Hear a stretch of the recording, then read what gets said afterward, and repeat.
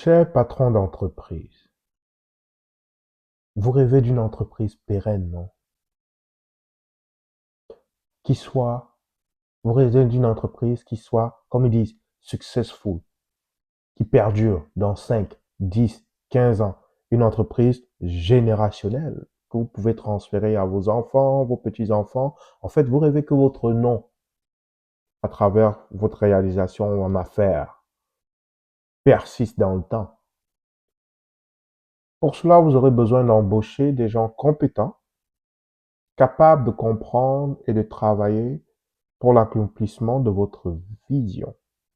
Ça, vous le savez. Alors, permettez-moi donc de vous présenter vos employés de demain, dont les résultats du bac 2024 de cette année reflètent leur grand potentiel pour la réalisation de votre vision, n'est-ce pas?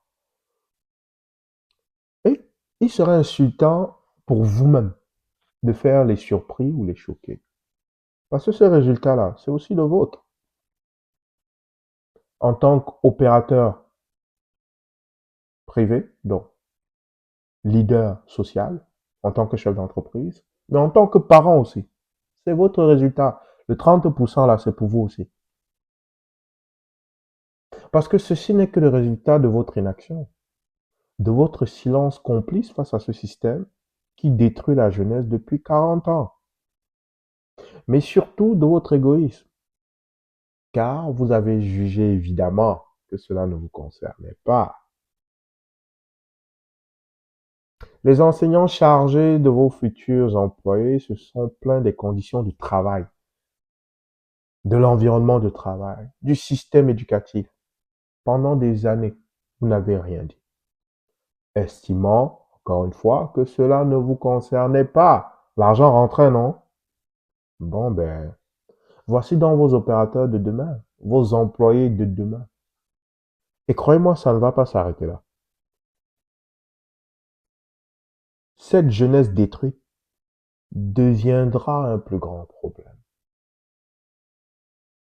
Que croyez-vous que les jeunes qui ont faim feront demain pour survivre? Ces jeunes en question là, cette génération en question, ils vont être vos clients de demain, les clients de vos entreprises de demain. Pensez-vous qu'ils auront les moyens de payer vos produits ou services? Mais maintenant, posez-vous la question. Est-ce que ceux qui ont créé ce problème et l'ont fait perdurer devraient avoir une seconde chance?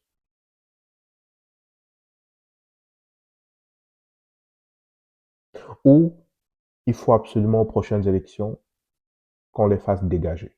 Tous, sans exception, tous doivent être virés.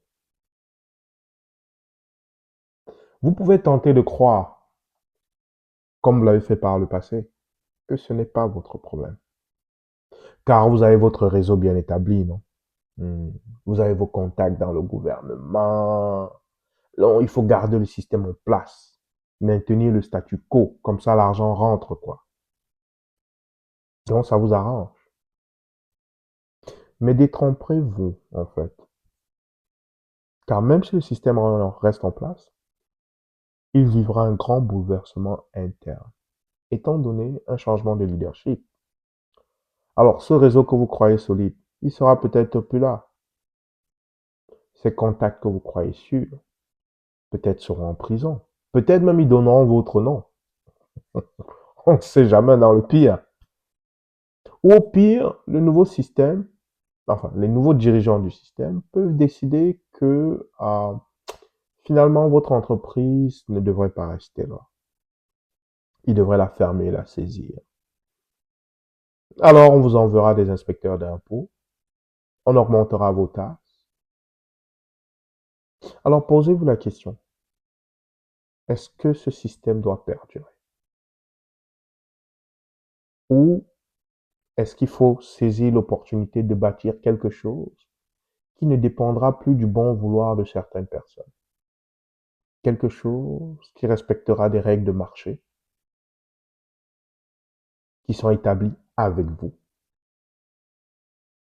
un nouveau système où la justice et le droit de la propriété seront respectés.